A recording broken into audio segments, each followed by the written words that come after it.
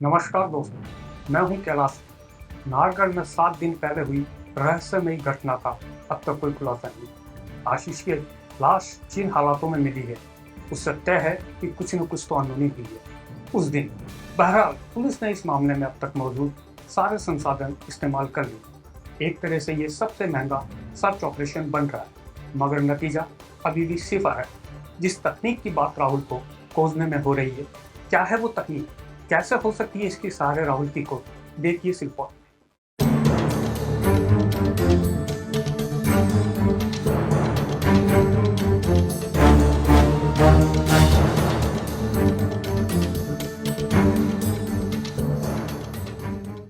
Three D slim लीडार mapping एक उन्नत तकनीक है जिसका उपयोग त्रिआयामी मॉडल बनाने के लिए किया जाता है, जिसमें लेजर पल्स का उपयोग करके वस्तुओं की दूरी और स्थिति का पता लगाया जा सकता है। ये तकनीक विशेष रूप से पहाड़ी इलाकों में खोज और मैपिंग कार्यों में उपयोगी है, जहां अन्य तकनीकें जैसे कि फोटोग्रामेट्री और रेडियो फ्रीक्वेंसी मॉडलिंग प्रभावी नहीं हो सकती। अब यदि बात करें कि पहाड़ी इलाकों में खोज के लिए थ्री डी स्लिम लीडार मैपिंग का उपयोग किन तरीकों से किया जाता है, तो आपको बता दें कि ये सबसे ज्यादा इसकी उपयोगिता विस्तृत मॉडलिंग के लिए की जाती है, जिसमें थ्री डी स्लिम लीडार मैपिंग से पहाड़ी इलाकों का विस्तृत त्रिआयामी मॉडल बनाया जा सकता है, जिसमें ढलान, घाटियों और अन्य भौगोलिक विशेषताएं शामिल होती हैं। साथ ही साथ ये बेहद ज्यादा उपयोगी होती है गहराई और दूरियों का पता लगाने के लिए।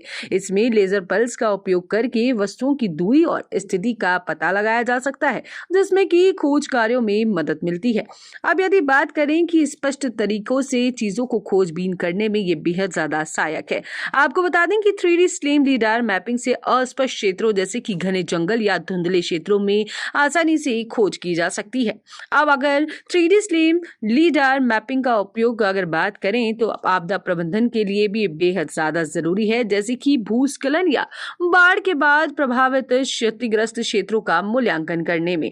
अब यदि इसके उपकरण और तकनीक की बात की जाए तो इसमें सबसे ज्यादा मुख्य उपकरण लीडार सेंसर को माना जाता है, जिसका उपयोग कर कर लेजर पल्स का उपयोग करके वस्तुओं की दूरी और स्थिति का पता लगाया जाता है। अब इसमें जीपीएस ग्लोबल पोजिशनिंग सिस्टम और आईएमयू इनर्शियल मेजरमेंट यूनिट का उपयोग करके लीडार सेंसर की स्थिति और गति का पता लगाया जा सकता है।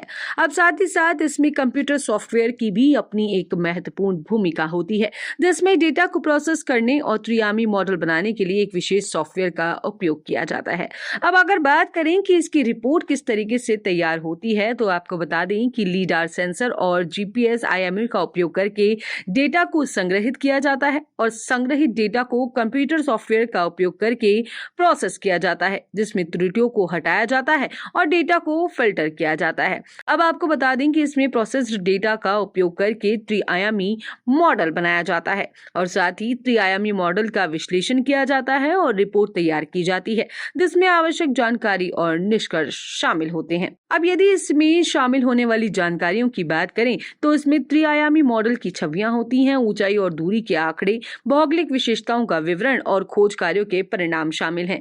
3D स्लिम लीडार मैपिंग का उपयोग गुमशुदा व्यक्ति की तलाश में किया जा सकता है और ये तकनीक बहुत से सिद्धांतों पर काम करती है, जिसमें आपको बता दें कि 3D स्लिम लीडार मैपिंग से पहाड़ी इलाकों का विस्तृत त्रिआयामी मॉडल बनाया जा सकता है, जिसमें ढलान, घाटियां और अन्य भौगोलिक विशेषताएं शामिल होती हैं। साथ ही साथ लेजर पल्स का उपयोग करके वस्तुओं की दूरी, स्थिति का पता लगाया जा सकता है और साथ ही साथ जिसमें गुमशुदा व्यक्ति का पता लगाने में भी मदद मिलती है। और इसमें 3D स्लिम लीडार मैपिंग से अस्पष्ट क्षेत्रों जैसे कि घने जंगल और धुंधले क्षेत्रों में भी खोज की जा सकती है। अब यदि बात करें कि गुमशुदा व्यक्ति की तलाश में 3D स्लिम लीडार मैपिंग का उपयोग किस तरीके से किया जाता है, तो आपको बता दें कि 3D स्लिम लीडार मैपिंग से तलाश क्षेत्र का विस्तृत त्रिआयामी मॉडल बनाया जाता है और गुमशुदा व्यक्ति के संभावित स्थान का पता लगाना इसमें महत्वपूर्ण है। मॉडल का विश्लेषण करके गुमशुदा व्यक्ति के संभावित स्थान का पता लगाया जा सकता है।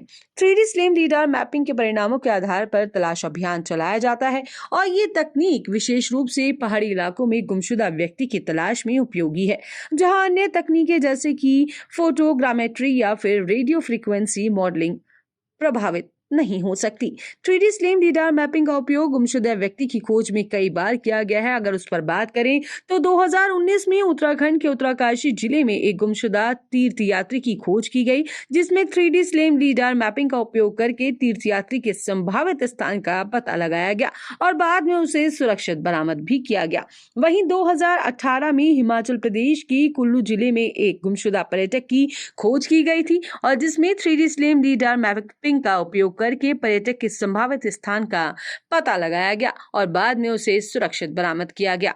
तो वहीं बात करें 2017 में नेपाल में एक गुमशुदा ट्रैकर की खोज की गई थी, जिसमें 3D स्लिम लीडार मैपिंग का उपयोग करके ट्रैकर के संभावित स्थान का पता लगाया गया और बाद में उसे सुरक्षित बरामद किया गया। और कहीं ना कहीं ये 3D लीडार मैपिंग गुमशुदा व्यक्ति की खोज करने में एक उपयोगी तकनीक हो सकती है, विशेष रूप से पहाड़ी इलाकों में। तो फिलहाल राहुल की तलाश जिस तरीके से जारी है, तो 3D स्लिम लीडार मैपिंग कहीं ना कहीं इसमें बहुत ज्यादा कारगर सिद्ध हो सकती है और राहुल को खोजने में कर सकती है बड़ी मदद। दरअसल ये मामला अब न सिर्फ पुलिस और परिजनों के लिए बल्कि पूरे शहर के लोगों के लिए टॉक ऑफ द टाउन बन गया है। अपडेट हम लगातार बताते रहेंगे, मगर इस क्राइम सीन में आपको क्या लगता है, क्या हुआ होगा आशीष के साथ, कहाँ गया होगा राहुल? कमेंट बॉक्स में लिखकर जरूर बताइए। मुझे दीजिए इजाजत, नमस्कार।